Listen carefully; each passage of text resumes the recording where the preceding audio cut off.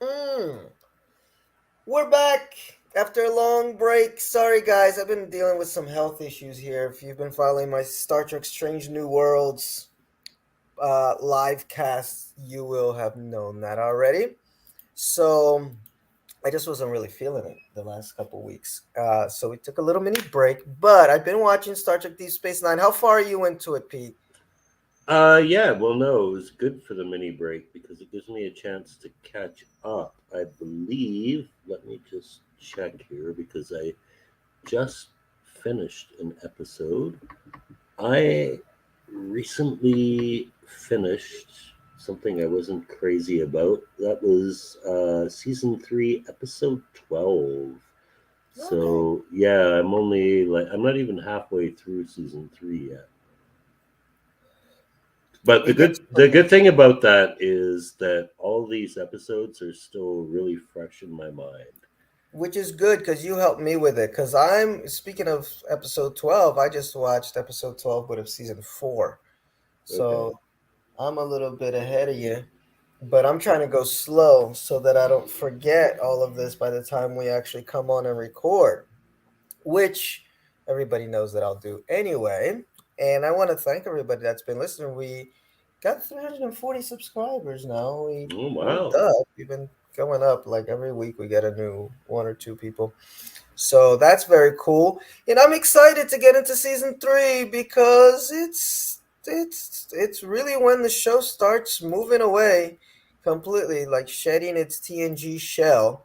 And we're gonna begin with an episode here called "The Search," Part Hmm. One. Okay, and we're Yeah. gonna actually go right into the Search Part Two right afterwards, and because it is a two-parter. And this premiered on September 26th, 1994, and The Search Part 2 premiered on October 3rd, 1994. And it's a teleplay by Ronald D. Moore, story by Aaron Stephen Bear and Robert Hewitt Wolf, and it's directed by Kim Friedman. And Odo has the classic line here: "Ever since we've come into the Gamma Quadrant, I've had this feeling of being drawn somewhere, pulled by some instinct to a specific place." And by the way, I'm using Jammer's reviews here. He's got this very nice page here where he reviews all these Star Trek episodes. So, Peter, we Mm-hmm. got a new toy. Do you know the name of this toy? Let me just put you. No, I do not. Oh, the Defiant, of course. Yeah, Yes. yeah, I know. But I will tell you, I love these episodes. This is a great way to start the season. But one beef I had with it, it's like supposed to be this badass spaceship, and they get their butts kicked on their first mission out. It's like, Mm. well, that didn't work out so well. Like I thought this thing was supposed to be totally ass kicking. Although when they give it to them, they don't give it to them as easy as they did in the original. Oh, I lost Pete there. Yeah, but I'm with Pete. The Defiant does get its ass kicked a little bit, but I think it's still like they're still trying to figure out the kinks of it. They're just trying to get it working just right because once it does, once they do the upgrades, then that little thing, man, beats the crap out of everybody. Beats the crap out of everybody. Yeah, it's a mini enterprise where nothing actually works properly. Like it's unstable. Yes. Well, they kind of explain that in that they powered it up so much. It's almost like when we were kids and we did all the power cheats on our video games, and then the video game would Yeah, start to bug because it was too overpowered. So that's the problem with the Defiant at first, but then it starts to run real smooth after a while. Okay. yeah. I don't think I've gotten to a part like that, but yeah, it was disappointing that they hyped the ship up like that much, and then the first time they encounter the Jem'Hadar, they just beat their asses. Yes, yes, yes. So the story here is that last season we ended with them finally meeting the Jem'Hadar, and the this is some months later, And Cisco's like, hey, I think it's a good idea for us to actually go into the Gamma Quadrant, meet with these people, and try to make some peace with them before they come into the Alpha Quadrant and attack. So they take their ship, which is this, by the way, when Eddington comes on board as security. Okay. Yeah. Also, is this when Cisco becomes Captain Cisco, or am I jumping No, ahead? no, he's still a Oh, okay. commander He's still midway through commander. Yeah, season later three. they make him captain. Um, but you got a few new things. Dax's hair changes. That's nice. But as they go on their journey, some weird stuff happens. And they Yep. also have to take a Romulan on board because the Romulans gave them They cloaking supplied technology. them with the cloaking device. Yes. Yes. But what'd you think of this? Go ahead. No, actually, I will tell you, this is one of the few episodes in this rewatch that I remembered seeing for the first time. I don't know why. I think it was like a bit because I lived with like two other dudes at the time, and they were sci-fi nerds too. So it's like, oh, new season of Deep Space Nine is starting. Let's watch this. And I wasn't watching that regularly, but I mean, I was following, and I haven't remembered that many of the episodes from the first two seasons, but I remember this because Odo gets freaked out. Like he's like a dog that like really needs to like go into the yard and do his business, like let me out, let me out, let me out, let me out. And he's willing to like turn his back on his career, his friends. He's like, I gotta go to this place. I gotta go to this place. And I tell you, I knew what was coming. It's like they're looking for the founders. Odo has a sense of anxiety coming from a specific place. I knew where it was going, but the payoff was still huge. Like, I mean, we were talking before we went on the air about Obi-Wan when there's an obvious payoff, like you say the butler did it, for example, in a murder mystery, right? If you set Yes. everything up for it to be the butler who did it and the butler didn't do it, it feels like you were kind of ripped off. Like, okay, Mhm. they just tried to divert us, but what they gave us doesn't make any sense. Whereas here, it's like, okay, the founders are Odo's people, right? Like, you know, and they didn't disappoint. And the best thing is they turned out to be total bastards too, which was even better. And this is not so much my take from the rewatch. This I remember watching this when it first aired. I was like, oh shit, it was better than I thought it would be.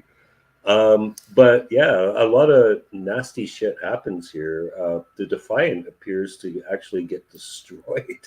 So it's like, what even happened to the people on this ship? I think it's just, what is it? Odo and um, And Kira. Odo and Kira.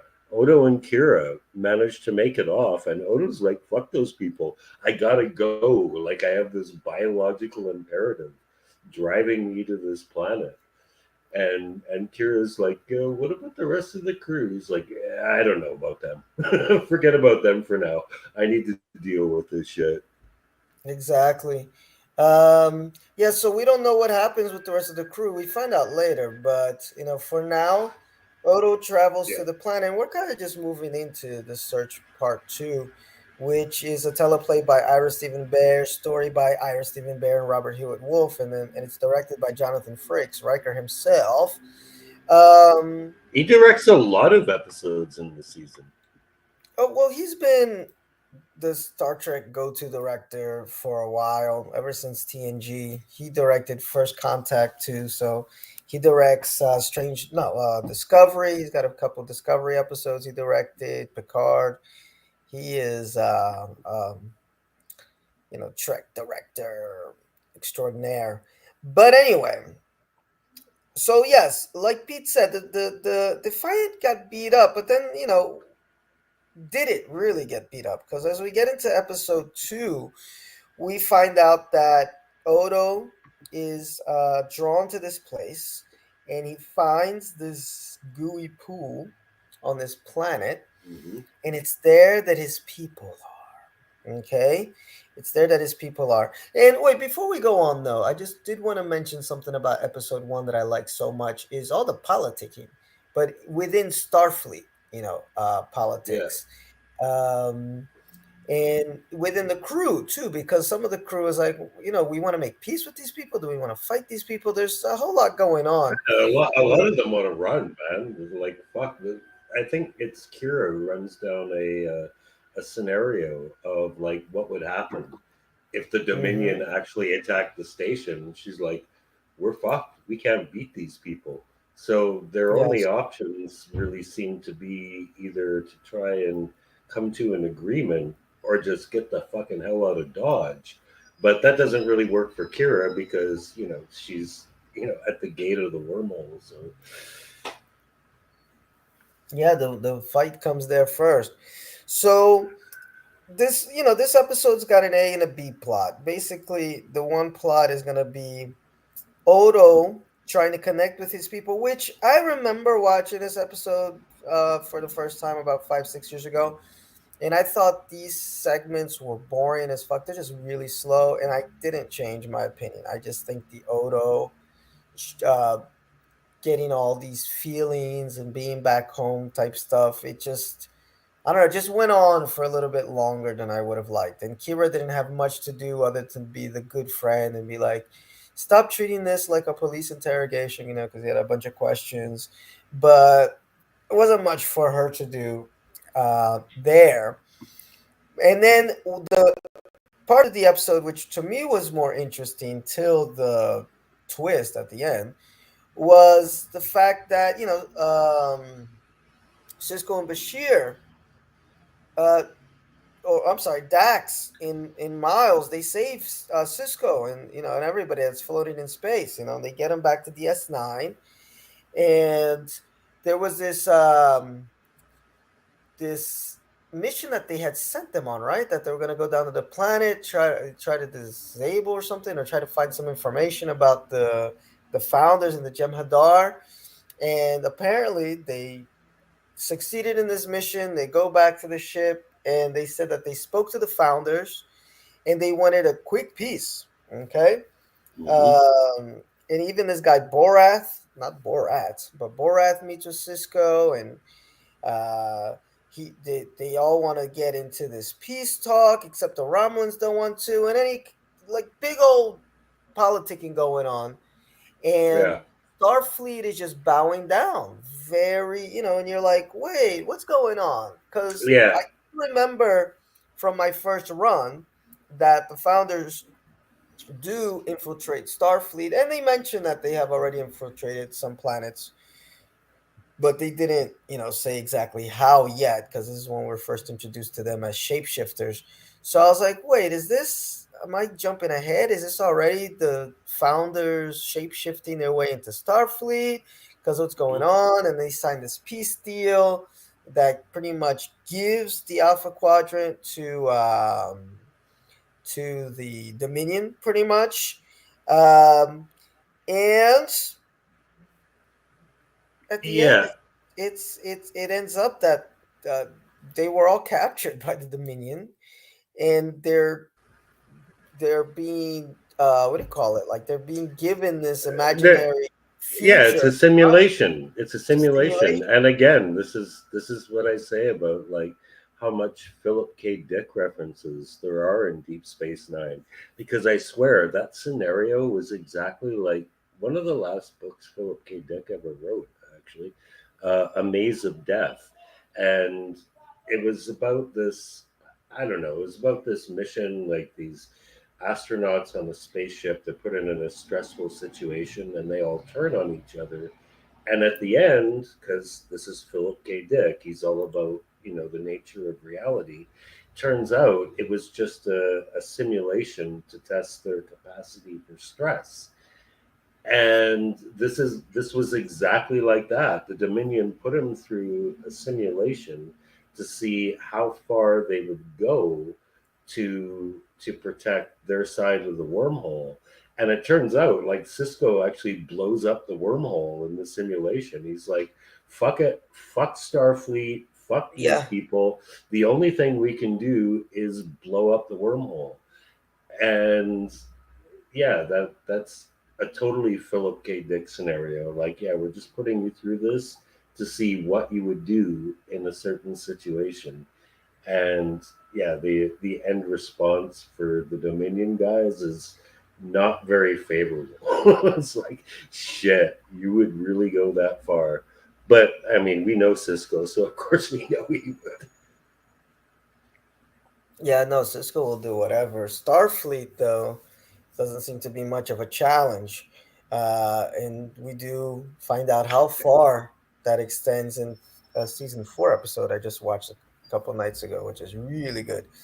Um, but yeah, for me, Pete, these two episodes here really mark DS9 begins now. For Yeah. read yet another Star Trek book, Star Trek Facebook group question of, man, I just started DS9 and it just feels like TNG, but on a space station, and everybody's saying the same thing. It's like you gotta stick with it, and you can't really skip the first two seasons because that stuff does pay off later. Hmm. But really, this is when things get cooking a little bit. It's still not like amazing balls. That's when we get to season 4. Season 4 has been incredible. Um, but you start getting these layers. These layers start coming right around now. Um, Hmm. and this is it because what do we got? We got the Romulans who are working with Starfleet, so that's something new. Yeah, but feeling excluded. But feeling excluded, so that creates this whole tension. You finally got the founders who are wacky as hell, and I think Odo got his first lay. I think when he was melding with one of them. So we got the finally we get to meet who the founders are, and they're creepier than the Jem'Hadar. Um, Cardassia it hasn't been brought up yet, but they're gonna play a big role in this. So everything's just like tables being set for some wacky Hmm. stuff to go down. And we got our Defiant finally, but with all that intensity going on, I guess the showrunner said, "Oh, we need a little bit of a break in between." And that's what we get in the episode The House of Quark. Yeah, what a It's great title. a teleplay by Ronald D. Moore, story by Tom Benko, directed by Les Landau. And this is a weird episode here. Hmm. Quark gets into a bar fight and he kills a Klingon accidentally, but it leads the Klingons' family to chase Quark down and force him into marriage with the widow. So Just to hear it interesting out loud, episode. it sounds a lot weirder. Yes, you're gonna have to go with this one, Pete. I'm gonna be on mute here, but I'm here. I'm Okay. listening. Okay. Yeah. So basically, what Phil said, we Quark is bemoaning his lack of business actually because the war with the Dominion is kind of slowing down business, and his only customer late at night is this drunk Klingon who doesn't want to pay his bill. He's an asshole, and he comes at Quark with a knife, and Quark kind of freaks out and retreats, and the dude trips and falls on his own knife. But this becomes the stuff of legend. Quark's like, okay, I can turn this into something somewhat profitable. I can tell people like this is the bar where I killed a Klingon, and it becomes really successful. But as the plot summary states, the Klingons' family come first. Actually, it seems like they're looking for revenge. Like he's approached by the brother.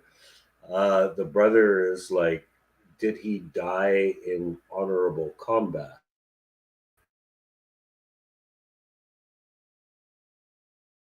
Saying but the weird thing becomes when the wife gets involved because she's supposed to inherit his estate, but he was in debt to this other guy who was not his brother at all. It's just a creditor, and because she is well, because the family was in debt to the creditor, uh, and he died in honorable combat, then all his assets are supposed to revert to him, unless Quark has the conqueror of her husband marries her, in which case everything becomes him. So yes, he becomes the master of the Klingon House of Quark. I mean, this it was such a silly episode, but it was so entertaining.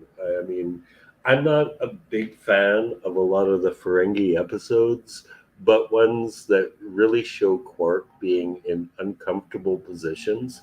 And he's kind of a horn dog too. He's like, yeah, I mean, okay, Klingon wife, I'll take it. She's hot.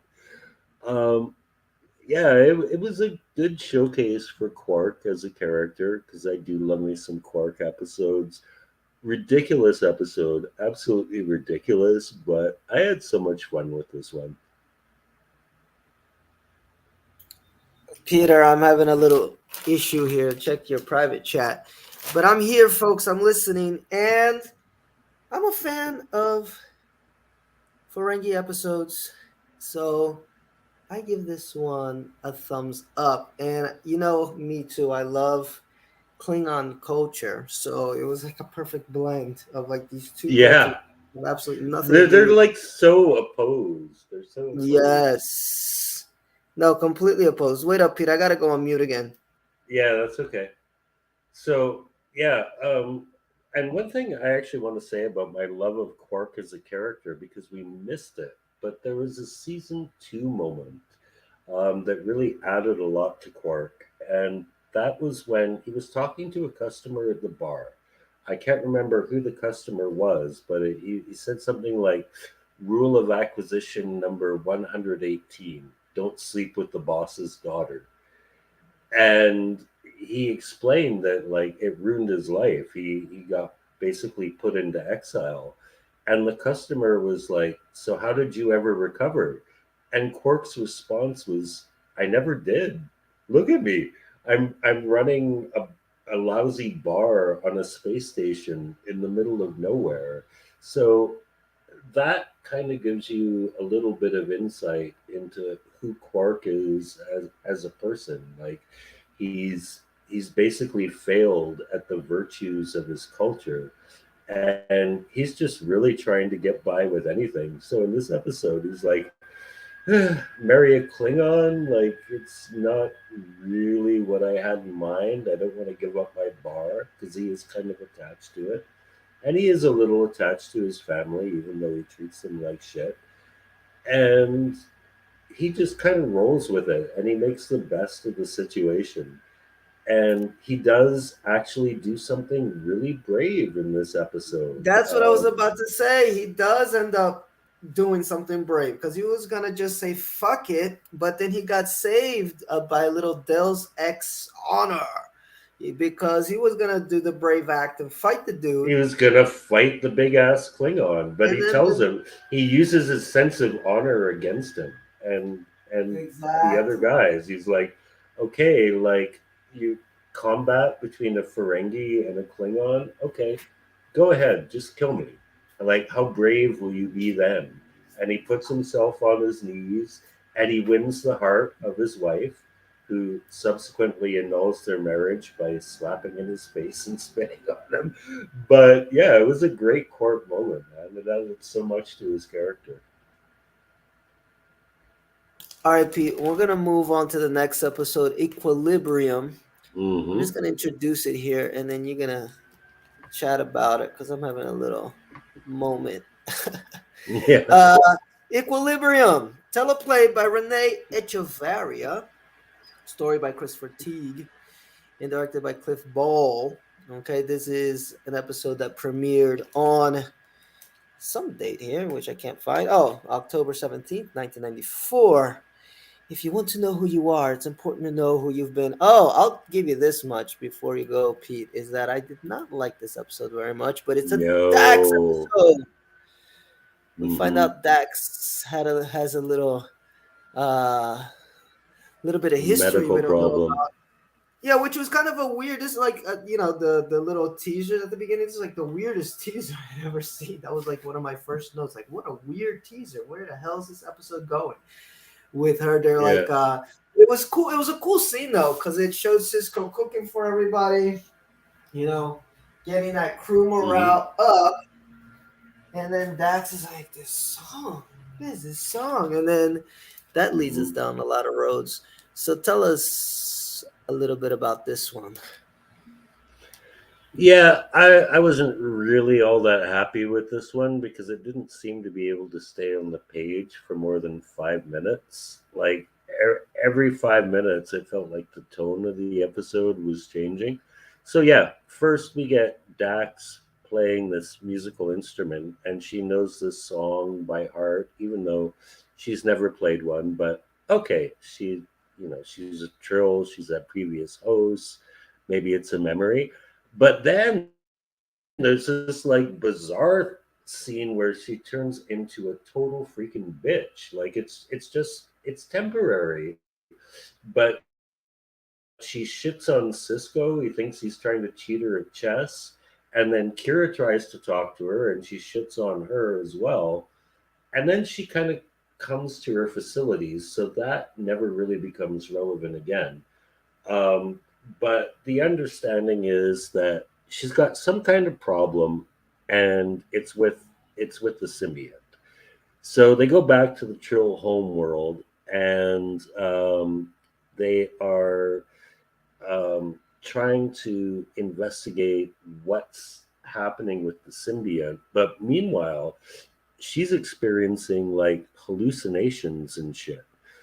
And it turns out that this is related to a host from like way back. I mean, I don't know. I'm kind of lost on this one too. Like this episode, I lost the plot like 20 minutes in.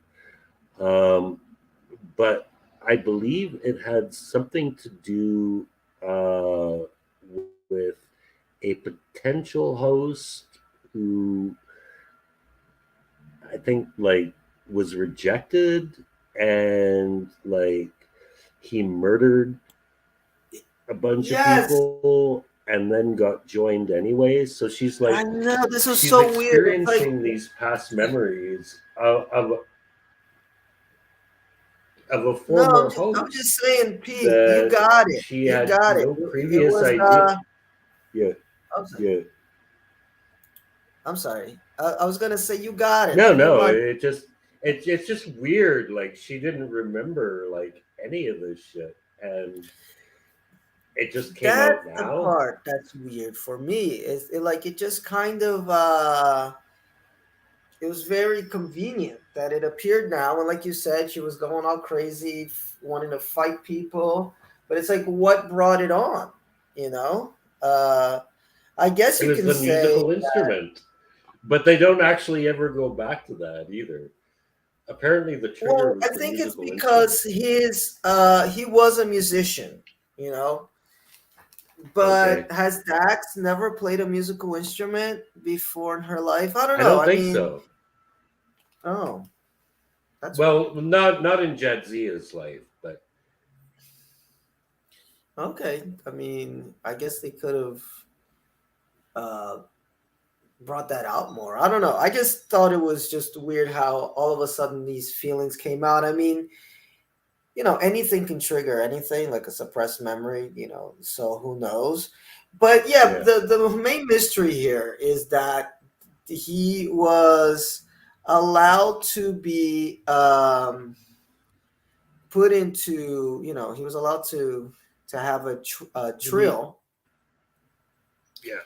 but he killed somebody. So what do you do? What do you do No, with he this didn't just guy? kill one person. I think he killed a bunch of people.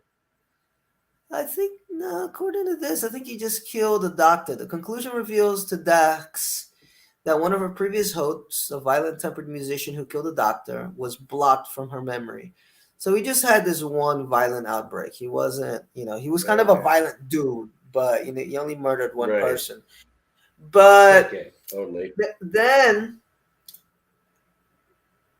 so then we have Dax making the decision that she wants to allow him to integrate into her. And I don't know, like for me, like there's nothing about this episode that matters, as far as Right. who Dax is. There's an episode coming up which I think is a little bit better where they get into these past hosts where she does a ceremony where she's allowed to talk to, like, I don't know, they transfer the spirit of her previous host into all the different crew members and they embody them. It's real weird. But it's kind of interesting because that's when she gets to confront Curzon. That, okay, makes a little bit more sense as far as her character development and getting that monkey off her shoulder. But this was like, I mean, other than just some world building for like the Trill, it really didn't Yeah. do much for me. Um, and there's a couple, I've already said I'm not a huge Dax fan. I like her, but I just don't think the Trill world is that interesting. Like when they dig into it, even Star Trek No. Discovery did an episode where they went to the Trill world and people were excited, like, "Oh my god!" I'm like, it's a planet of like a bunch of monks who worship slugs. Like, what is exciting or interesting Pretty about these much people? it. Yeah. Yeah, like there's nothing interesting or exciting about the Yeah. Trill. I I mean, the symbiote thing is interesting, but they account for like a really small percent of the population. It's like, Yeah, the majority of them are just slug keepers, and we actually see that in this episode. It's like, yeah, here's a bunch of slugs in a pool. It's like, wow, that looks like a fun existence. yeah. No, I'm with you. But even then, I mean, the symbiote population is small, but there's not much you can do with it other than again play with some gender stuff like they did in TNG. There's a when the Trill first appeared was in the TNG episode, and Beverly Crusher fell in love with the dude. Just that then the dude died, and then they had to put the slug in Riker. But they retconned all of this. Back then, they could put the slug in anybody. So they put the slug in Riker, and not only this, not only put the slug in Riker, but Riker took on the personality of the other dude. Like it was definitely different than the Trill now. Like he completely was overcome by this dude, and he was hitting on Beverly Crusher, blah blah blah, and everything's fine and well until they find an actual other Trill to put the slug in, the symbiont, and it's a woman. And Beverly rejects her. They weren't so progressive back then. Beverly's like, I'm straight. Speaking of which, I had the wildest sex dream with Gates McFadden and Marina Sirtis. We were at some type of an event. Somebody's playing soccer tonight. Yeah. Um, and those were fireworks in the back, guys, not Yeah. gunshots. I know, Brazil. But anyway, my dog's gonna be scratching at the door in a second. But dude, I gotta get this sex dream out because it was awesome. It was like a sex dream that when you have a sex dream where everybody acts like you really think they should act. It's not like wild, fantastical, like you know. It was like we were at this banquet. I Yeah, it's go like up you're to the kissing your boss. Your typical sex dream is like you're kissing your boss or something. It's not yes, odd. exactly. Or to be somebody that you're mildly attractive to, but they're like a sex bot in the dream. You're like, no, that's not how they are. But this was like, no, Gates McFadden was sitting there, and it was like modern day Gates McFadden. She was hot. She's still hot. 60-year-old or so, but she's still got it going on. And Marina Sirtis was right next to her, and I start chatting Gaze McFadden up. She's digging the conversation. Before I know it, I'm eating her out. Boom, right there in the banquet. And this is proof that this dream is exactly how it would happen because Marita Sirtis would do this because she came up from behind and tried to stick something up my ass. What the fuck are you doing? In this dream, apparently, I was very straight because I did not like having things prodded up my butt by Deanna Troy. And then the dream ended, and I was like, wow, what a crazy dream. So there you go. Hmm. But yes, two lovely women of Trek. Two lovely women of Trek who will be back for the final season of Star Trek Picard. The whole crew's back. Oh, Moving on. nice. Yeah, yeah. The whole crew is back for season 3. Worf and Geordi and everybody. Um, oh, and in other news too, season 2 of Strange New Worlds has wrapped up filming, so we will definitely get more Strange New Worlds. By the way, I don't know if you're keeping up with the show, but they did a whole Alien ripoff last week, which was actually pretty good. It was very horror inspired, but it's complete ripoff of Alien, so you might dig that. We're gonna get into the Abandoned. Okay. No, I believe the next Oh, episode Equilibrium. Second is Skin. Equilibrium. Second Skin, yes, Second Yes, my Skin. bad. I went one ahead here. I was already in on the next episode because that Dax episode bored me to death. Oh my Hmm. god. Second Skin. This is by Robert Hewitt Wolf and directed by Les Landau. Premiered October 24th, 1984. Treason, like beauty, is in the eye of the beholder. Oh, I remember this Hmm. episode. The Cardassians kidnap Kira and surgically And alter her appearance to become yes, a yes. Cardassian. Then they tell her she's really an undercover Cardassian spy named Ileana Gamor, whose real memory has been erased, an original appearance changed to Bajoran so she could infiltrate Bajar. Now they Hmm. want the information she was to gather. Man, now this one I dug a little bit It was a pretty wild episode, actually. I more. didn't dig it that much at the beginning because it was just like it felt like the writers are just like, just how ridiculous can we be? But it takes a pretty nice swerve in the third act that makes it work. Exactly, I think that's what because I think I was kind of with your feeling. Like it didn't grab you at first. It was just like, oh look, it's one of those Star Trek episodes where they get the actors to play, you know, off character, Yeah. and with cool makeup. So at first I was like, gimmick, gimmick, gimmick. But slowly it just creeps up on you. And then, like you said, once you get to the third act and stuff, when you get Cisco extorting Garrick, to get information about the Obsidian Order, and he's like, "I'm done playing games. I don't, you keep saying you're a tailor, you're this, you're that. Like, I need to get Kira back. So let's get to it, And he's willing to extort people. That's Cisco, man. He loves extorting people uh, Hmm. to get. Well, he does it right in the first episode to To Quark. Quark. Yeah. Yes, yes. I love this. But um, they have to go on this kind of a rescue mission, right? To get Kira back. But while Yeah. she's there, this is the part that's for me is interesting about the episode is Kira meeting her father, supposedly, um, and seeing the Cardassians from a different lens. It's she's already shown that she's not a racist. Let's say she doesn't hate all I wouldn't Cardassians. say she's already shown. I think she's come around over the course of the series to this Oh point. yeah, no, she's come around, but way as far back as Duet, you see that she's willing to accept a Cardassian who's not an evil bastard. If you're not an Hmm. evil bastard, I'm not gonna hate you just because you're Cardassian. So I think she's shown that much. I think she's a little bit lighter on the Cardassians than O'Brien. O'Brien seems to have a hard on for the Cardassians. He just doesn't like them Yeah. at all. Even his wife calls him out about that. Yeah.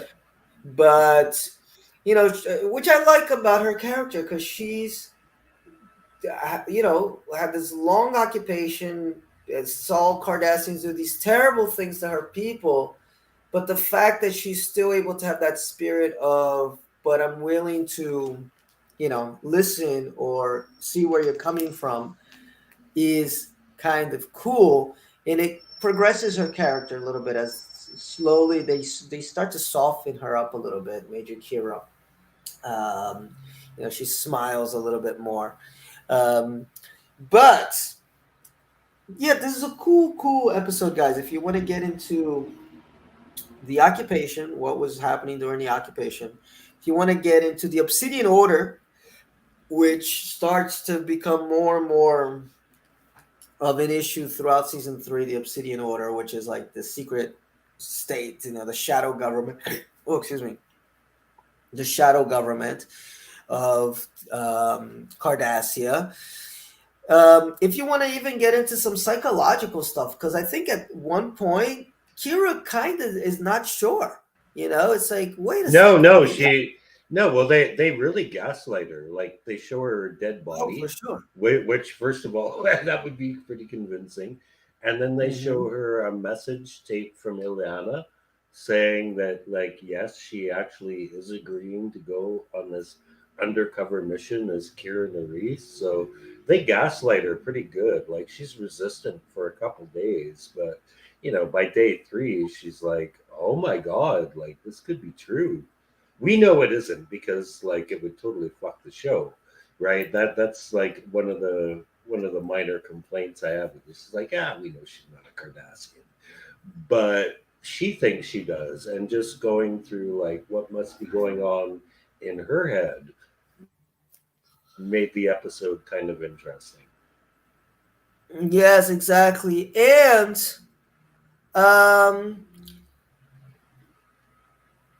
in the end, they do get Kira out, but what happens to the father, Gamor? I forgot. He gets away. The Garrick rescues him. Uh, Cisco gets Garrick to take him to Cardassia. He's so we're gonna Oh. get her. And yeah, Garrick actually shoots the guy who's trying to gaslight Kira.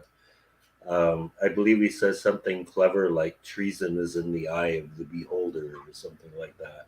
But Mm-hmm. he has a really good quote. Like he shoots the guy who's responsible for this because what it turns out is that it's not Kira they're after. They because this guy's daughter really was sent undercover as a Bajoran, Mm-hmm. and they think he's a traitor.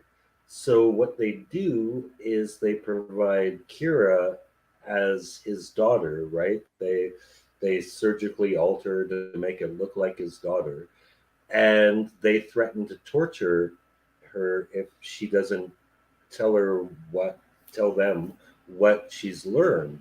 But of course she Yeah. doesn't know it. She doesn't know anything, so they're going to torture her, and this means that her father is going to have paternal instincts and he's going to help her, which thereby exposes him as a traitor. That was like the Yes, a really nice. dissident.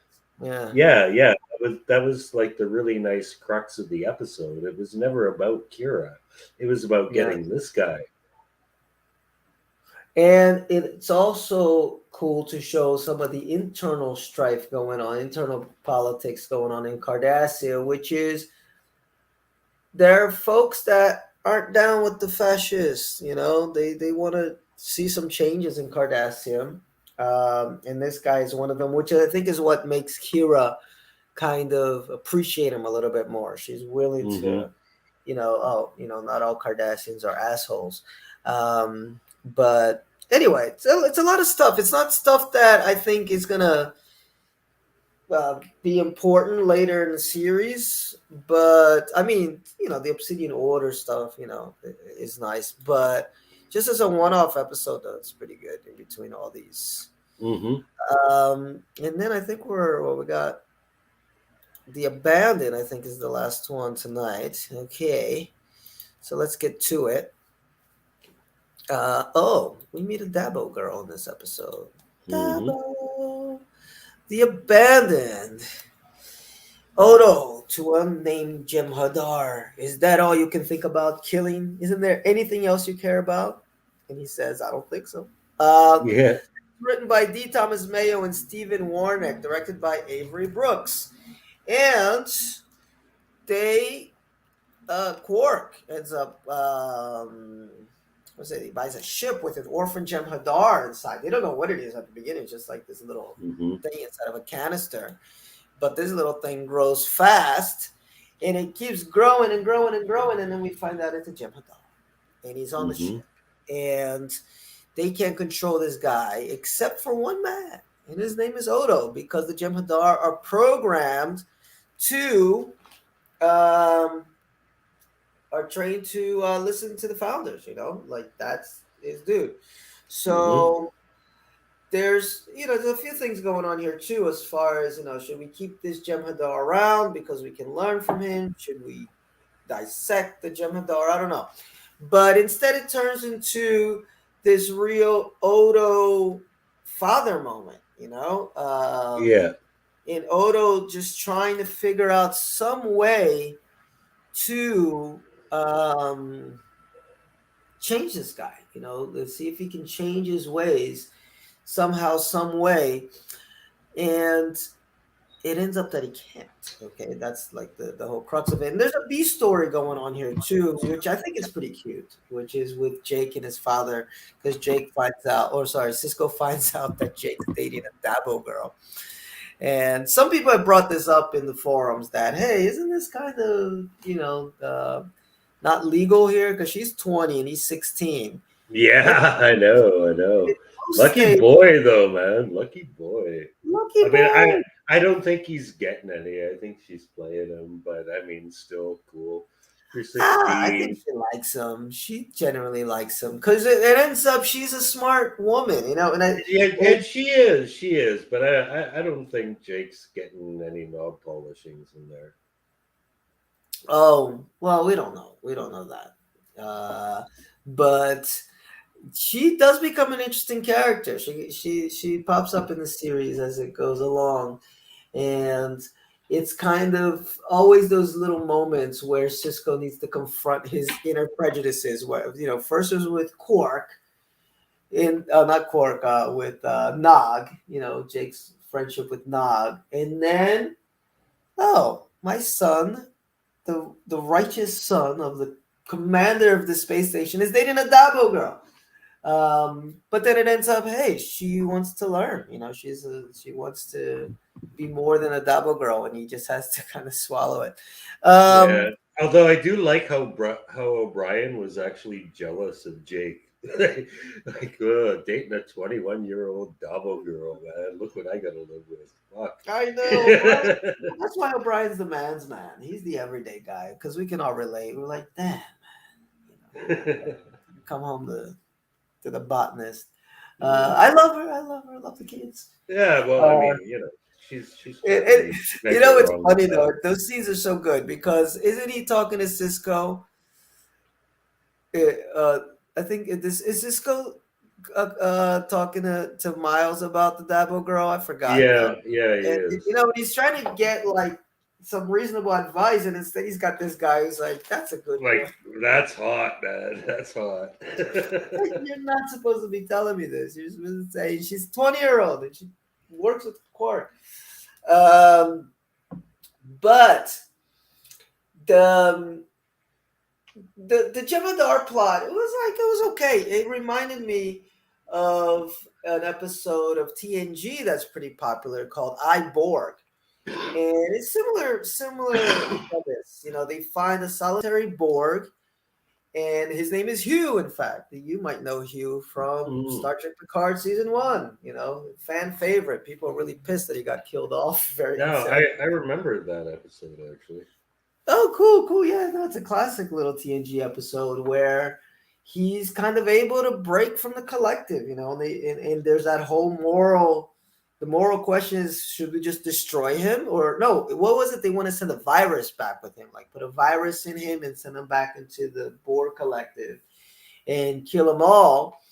And then the moral discussion is, but this is at one point was an individual, and now he's kind of an individual again. Because he's not connected to the collective.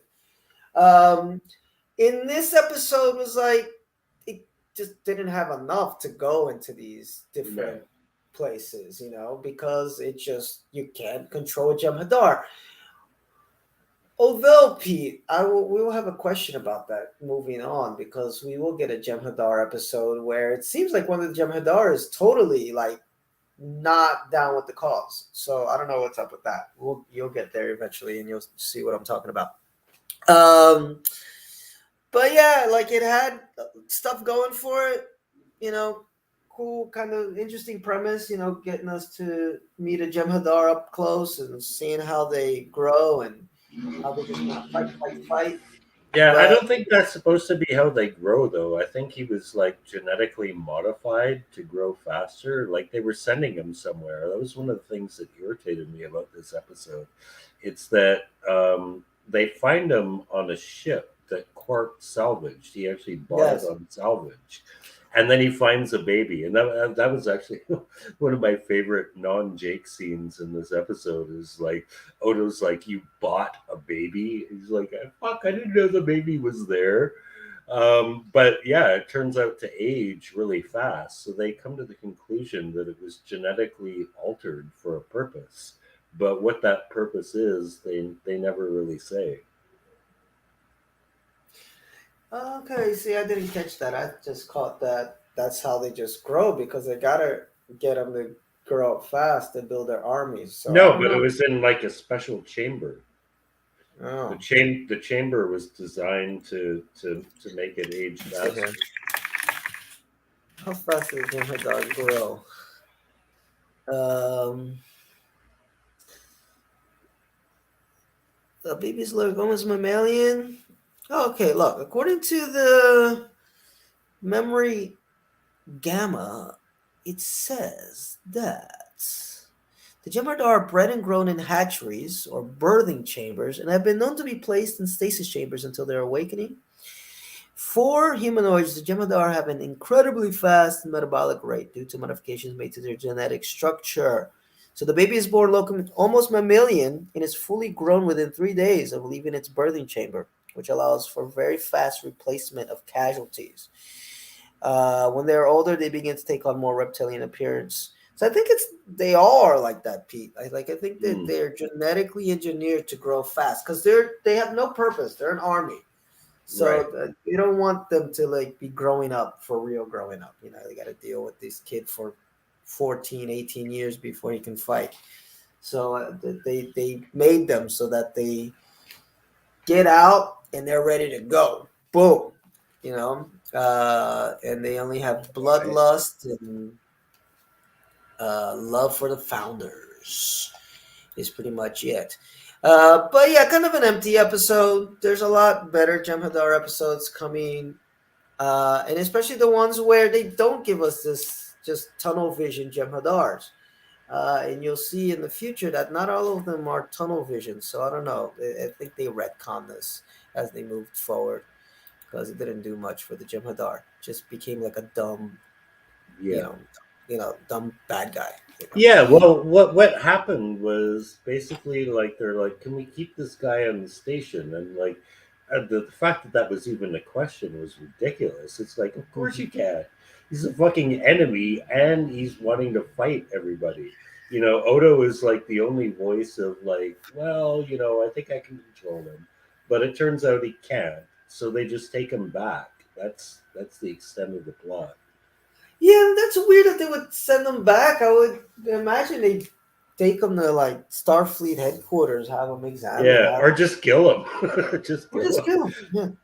Yeah, you know, transporter accidents. I don't know. All right, that's pretty much it for tonight, folks.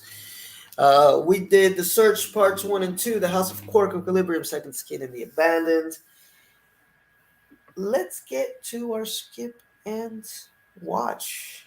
Okay, the search. Let's do them together. It's kind of a one Yeah. piece here. The search parts 1 and 2. Oh, definite watch, man. Great, great two-parter. This is absolute watch. It's for me. Thus begins DS9 right here. Boom, you get it all. And then we got the House of Quark. Yeah, I'm gonna say watch, but I gotta say like watch if you're a fan of Quark as a character. If you're not, it probably won't do much for you, but I am, so I say watch. You took the words right out of my mouth because I know there's people that just hate the Ferengi. They don't get them. They'll admit sometimes that DS9 wrote them a little bit better than TNG, but they just can't get into Ferengi episodes, including Jammer, this guy that I read the reviews. He hates the Ferengi episodes. Um, so, yeah, if you're not into them, you're not going to like this. If you like them, if you like Quark, like Pete said, if you like Klingons, like I do, then Hmm. it's a perfect blend. You know, Yeah, just it's a great blend. I think that's actually one reason to recommend this episode too. If you want to see like two Star Trek cultures like really clash, yes, this and is a cultures great that are episode for so that. and it's these cultures that are so different. It's not like, the Romulans and the Klingons have an argument. They're kind of on the same vibe, the war vibe. But these two are just like completely opposite. It's funny. Yeah, And then we got Equilibrium. Dax finds out she has a murderer in her past. yeah, that's a definite skip. I don't unless this comes back in a future season in some meaningful way. I don't really see how this episode adds anything to the show. It's totally skippable. I mean, they make mention of this. That episode that I was telling you that is going to come up where she gets to like talk to all her former hosts. One of the crew member does have to embody this guy, and that's kind of a cool scene. But other than that, I see absolutely no reason to watch this. Oh, unless you Yeah, really like Trill and you want to get into Trill culture. There you go. First visit to yeah. planet Trill. Or Terry Farrell, she's hot, but I mean, she's in every episode anyway, so you don't Yes, and really she's got need to watch it. lesbian kisses coming up. She's got lesbian kisses coming up. This is much better Yeah. than this. Second Skin. What? I'm gonna go watch on this. I didn't think I'd feel that way when I started to watch it, but I came Back to around at the end. it's back to back memory loss. Yeah, exactly. Episodes. And no, but this one's much better. It sneaks up on you. It's a solid little episode. Nothing special, but just a cool look into Cardassian culture, into the Obsidian Order, and Nana Visitor doing her thing like she always does. And then finally, we got the Abandons.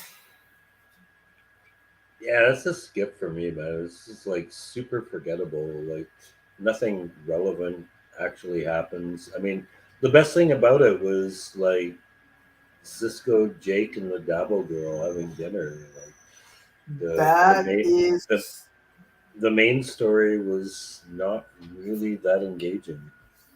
I agree with you. The main story is not that good. But I mean, if you want to spend some time with the Jemadar for an hour, but otherwise, yeah, it's a total skip for me. All right, folks. Forgive me, I had to take a little few moments away tonight, and Pete held it down, but I'm here. It's the season 3 retro review. We will be back next week, reviewing more episodes. That's a long fucking season. And check me out on Thursday. I'll be talking Star Trek Strange New Worlds. It's the last episode of season 1. And we'll see if it's a good one, because last episode felt like a season finale. And that's it. Okay, I'm off. All right, cheers, people.